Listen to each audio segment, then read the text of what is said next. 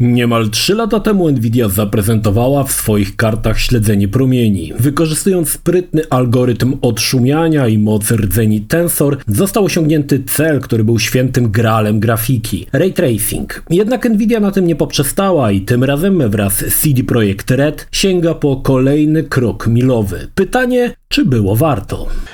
Cześć, ja nazywam się Krzysztof Energik-Micielski, a to recenzja trybu Overdrive dla Cyberpunk 2077, pierwszej gry, komercyjnej gry obsługującej Path Tracing. Zapraszam. Aby zrozumieć ideę path tracingu, trzeba zrozumieć, czym jest ray tracing. Odsyłam do mojego dość długiego materiału, w którym wyjaśniam samo zagadnienie. Ale czym jest path tracing? W zasadzie to ray tracing, ale o wiele bardziej złożony, a przy tym w grach, jak i tutaj w Cyberpunku, będzie on o wiele bardziej widowiskowy. Aby zrozumieć, z czym mamy do czynienia, pokrótce wyjaśnię, o co tyle hałasu. Ray tracing to algorytm, w którym wiązka światła jest wypuszczana z kamery lub bardziej by pasował od obserwatora, następnie podróżuje odbijając się od obiektu lub od obiektów i wraca do źródła światła. Jak łatwo zauważyć, działa to w odwrotną stronę niż w fizycznym świecie, gdzie fotony są wystrzeliwane np. przez słońce, odbijają się od obiektów i część z nich trafia do naszych oczu. Promień światła jest wysyłany dla każdego piksela na scenie. Efektem jest to, że możemy uzyskać bardzo realistyczne odbicia czy cienie. Jednakże jest tutaj problem. Taki obraz jest bardzo zaszumiony. Można to zniwelować wysyłając więcej wiązek per piksel, ale zwiększy to moc potrzebną na rendering wielokrotnie, co przy działaniu w czasie rzeczywistym jest poza zasięgiem, przynajmniej na razie. Nvidia rozwiązała to inaczej. Na bardzo zaszumiony obraz nakłada denoiser, czyli odszumiacz, który wygładza tak stworzony obraz. Chociaż zapewne używając ray tracingu w grze od czasu do czasu widzieliście na odbiciach niewielki szum. Tak, tego w całkowity sposób nie da się usunąć bez użycia większej ilości wiązek na piksel. Denoiser jest ciekawym rozwiązaniem, ale nie zniweluje szumu do końca. Warto dodać, że tryb ray tracingu działa też na niewielkiej i określonej liczbie świateł. Pytanie, czy tą jakość można jeszcze bardziej podkręcić? Tak, można, ale mówimy tutaj o zupełnie innej skali, jeśli chodzi o potrzebną moc do generowania takiego algorytmu. Oto path tracing, który nosi nazwę metody Monte Carlo. Algorytm symuluje bardziej realne światło, jakie mamy w rzeczywistości. Ponownie kamera wysyła wiązki światła, które odbijają się od obiektu, tym razem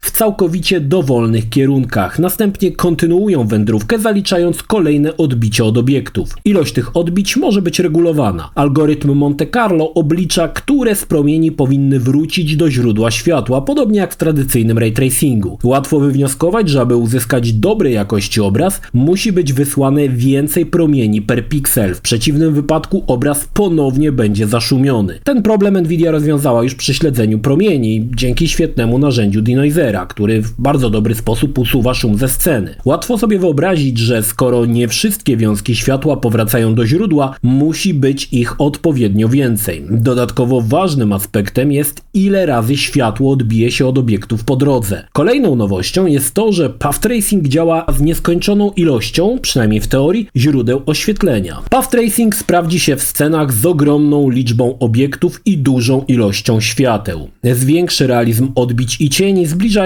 bardziej scenę do fotorealizmu. Ale, no właśnie, zanim zapoznamy się z tym dalej, warto wspomnieć o jeszcze jednej ciekawej rzeczy. Path tracing jest wykorzystywany w Hollywood. Pierwszym komercyjnym filmem, który był całkowicie wyrenderowany z użyciem path tracingu, był Monster House. I teraz wyobraźcie sobie coś takiego. W 2006 roku, kiedy film ten powstawał, jedna klatka renderowana przy użyciu algorytmu Brute Force zajęła średnio 10 godzin. Jeśli przyjmiemy, że film miał 24 klatki na sekundę, 1 sekunda filmu to 240 roboczo godzin. 17 lat później ta sama technika ma być zaimplementowana w grach w 60 klatkach na sekundę w czasie rzeczywistym. W Cyberpunku nie mówimy tylko o odbiciach, ale o Global Illumination i fizycznie poprawnych cieniach. Te elementy już były wcześniej na zwykłym ray tracingu, ale dzięki temu, że path tracing pozwala korzystać z nieskończonej ilości źródeł światła, zwiększy się realizm sceny. pod warunkiem, że wiesz na co i gdzie patrzeć. Ale Cyberpunk nie jest pierwszą grą obsługującą path tracing. Pierwszym tytułem był odnowiony Quake 2 z pełną obsługą algorytmu stworzony przez Christophera Sheeda. Był to fanowski projekt, który został potem przyćmiony przez Quake 2 RTX, ale to projekt Christopha pozwoli nam bliżej przyjrzeć się technologii, która stoi za generowaniem obrazu przez Nvidię. Modyfikacja jest ciekawa z kilku powodów. Pozwala nam podejrzeć, jak wygląda gra bez użycia denoisera. Tak, obraz jest mocno zaszumiony. W normalnych warunkach, aby pozbyć się tego szumu, zwiększa się i to drastycznie ilość promieni per piksel. W tym wypadku ilość musiałaby być, tak na oko, kilka lub kilkanaście tysięcy razy większa. Problem jest taki, że pożerałoby to ogromną ilość zasobów. Więc wchodzi tutaj denoiser, który usuwa szum i daje nam ładny obraz, choć jeśli się przyjrzymy, szum nadal wychodzi, na przykład przy kontrastowych scenach. Ponownie odpowiedzią tutaj jest wysyłanie większej ilości promieni. Mamy też mocno ograniczone odbijanie się promieni. W zasadzie promień odbija się tutaj tylko raz. Powoduje to, że bardziej zacienione lokacje będą niemal całkowicie czarne. Jednakże każdy obiekt w tej wersji rzuca realistyczny cień i tego typu cieniowanie nie jest możliwe do wygenerowania przy użyciu tradycyjnych technik rasteryzacji. No ale Quake 2 to gra z długą, siwą brodą, ale nasze rodzime studio podjęło się, wydawałoby się, karkołomnego zadania wrzucenia path tracingu do Cyberpunka. Z początku brzmiało to dla mnie jak abstrakcja.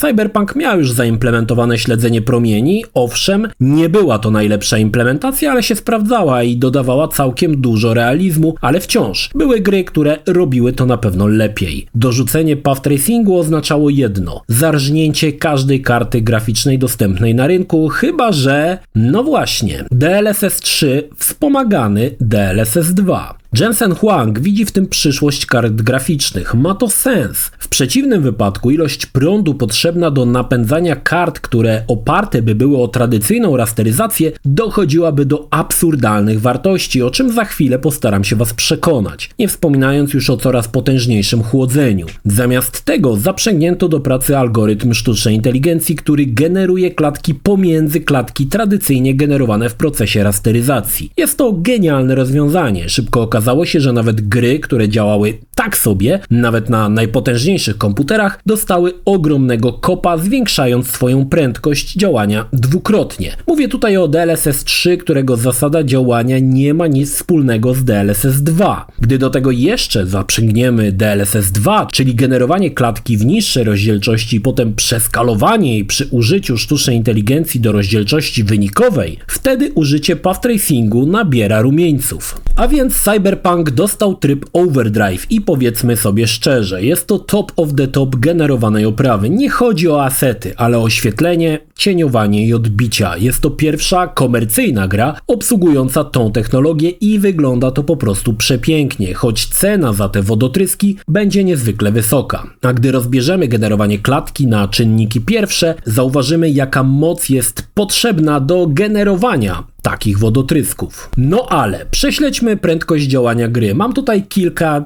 myślę, że ciekawych wniosków i jak mniemam, wielu z Was nie przypadną one do gustu. Oto moja specyfikacja komputera. Zacznijmy od trybu, który jest w ogóle grywalny, czyli Ray Tracing Overdrive, DLSS 2 automatyczny, przy czym DLSS 2 automatyczny w 99% przypadków wrzuca tryb Performance. W tym trybie natywnie generowana klatka jest w rozdzielczości 1280x720 pikseli. Końcowa rozdzielczość oczywiście jest 2160p, ale jest przeskalowaną klatką z 720p. Pamiętajmy o tym. A więc w sumie można ustawić od razu na sztywno tryb Performance, no ale już, DLSS 2 na auto. No i dorzucamy do tego generowanie klatek przez DLSS 3. Gra odpalona w 2160p i przypominam, mówimy nadal tutaj o skalowaniu z 720p. Średnio w teście wyszło 68 klatek na sekundę. Dla porównania na tych samych ustawieniach na presecie Ray Tracing Ultra uzyskałem 107 klatek na sekundę. I w kolejnych testach będę porównywał te dwa presety. No dobrze, ale co będzie, jeśli wymusimy DLSS 2 na trybie jakość, czyli tryb, na którym najbardziej lubię grać, a wtedy też generowana klatka natywnie jest w 1080p i skalowana do rozdzielczości wynikowej. Cała reszta ustawień bez zmian. Widać już spory drop w klatkach, bo na Overdrive wyszło 45 ramek. Na presecie Ray Tracing Ultra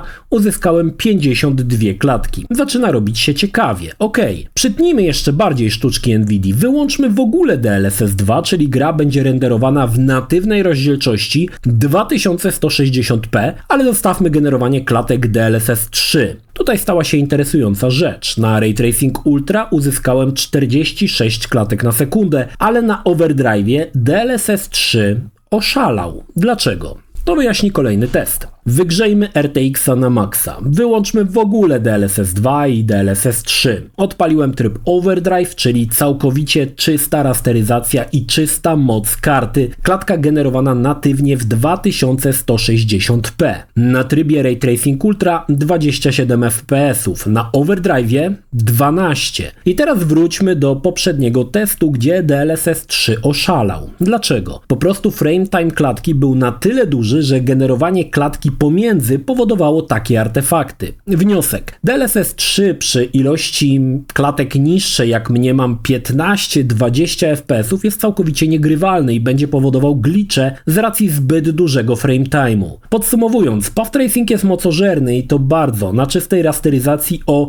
55% wolniejszy od tradycyjnego śledzenia promieni. Jeśli użyjemy sztuczek NVIDII, uzyskamy grywalne ponad 60 fps, ale no właśnie, granie w trybie DLSS 2 Auto, czytaj Performance, ustawia natywną rozdzielczość na poziomie 720p. Oczywiście dzięki rdzeniom Tensor będzie to przeskalowane do 2160p i dodatkowo jeszcze dostaniemy pomiędzy generowane klatki przez AI, co pozwoli uzyskać te 68 ramek na sekundę. Ale już podniesienie jakości DLSS na tryb jakość, gdzie natywnie klatka jest generowana w 1080p, pokazuje, że już nie jest tak słodko. 45 fps. Path tracing w zasadzie grywalny jest jedynie w natywnym 720p z generowaniem klatek przez AI. Owszem, to, że widzimy obraz w 2160p, to zasługa algorytmu NVIDII i chwała jej za to, ale tutaj dochodzę do kolejnych ciekawych wniosków. Choć prawo Turinga nadal jest w mocy, wydaje się, że nie problemem jest stworzenie kolejnej karty, która będzie pobierała 1 kW, choć bardziej realnie patrząc na wyniki czystej rasteryzacji w trybie Overdrive, myślę o 3 kW,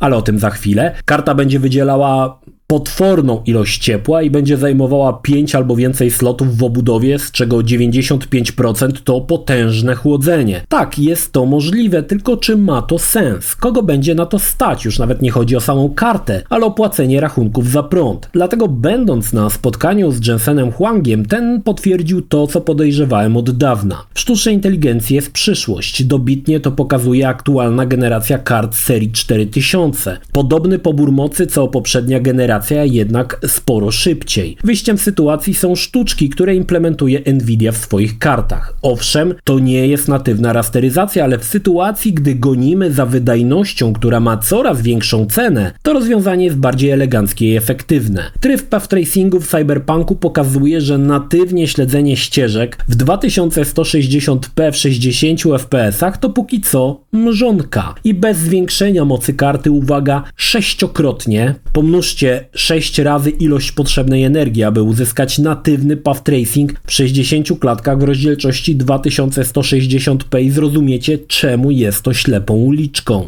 No i na koniec pytanie, dla kogo jest path tracing i czy jest z tego wielkie halo? To zależy od indywidualnego podejścia. Dla mnie jako grafika 3D jest to spory krok do przodu, ale dla graczy nie bardzo. To bardziej ciekawostka, która delikatnie ulepszy dotychczasowe śledzenie promieni. Jeśli sam ray tracing uważasz za niepotrzebny bajer, to path tracing tylko utwierdzi cię w tym przekonaniu i ja to rozumiem. Podejrzewam, że w grach przez graczy będzie on wykorzystywany marginalnie, chyba tylko po to, aby zrobić pokazówkę na YouTubie. Koszt klatek na sekundę jest zbyt wysoki. Wspomnieć warto, że aktualnie użytkownicy kart serii 4000 według danych ze Steam z marca 2023 roku stanowią 78% wszystkich graczy. To nawet nie jest 1%. Mówimy tutaj o grupie entuzjastów. Przeciętny użytkownik najbardziej aktualnie popularnej karty 3060, którą ma notabene 10% steamowych graczy, zapewne nawet nie odpala zwykłego ray tracingu, aby nie tracić na płynności, a co dopiero mówić o path tracingu, który dla tych kart jest w zasadzie poza zasięgiem. Owszem, funkcja będzie implementowana. Skoro Cyberpunk może, to i inni mogą. Z tym, że będzie to opcja, która w większości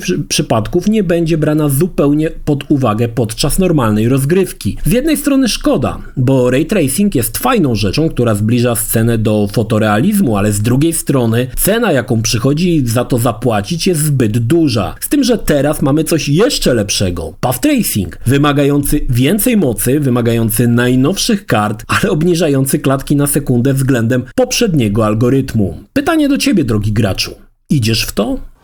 Jeśli film Ci się podobał, zachęcam do subskrypcji lub wsparcia mojego kanału na portalu patronite.pl. Film o podobnej tematyce znajdziesz tutaj, natomiast z drugiej strony znajdziesz filmy wygenerowane przez platformę YouTube'a. Zachęcam również do odwiedzenia moich social mediów, grupy Energikowcy na Facebooku oraz serwera Discord.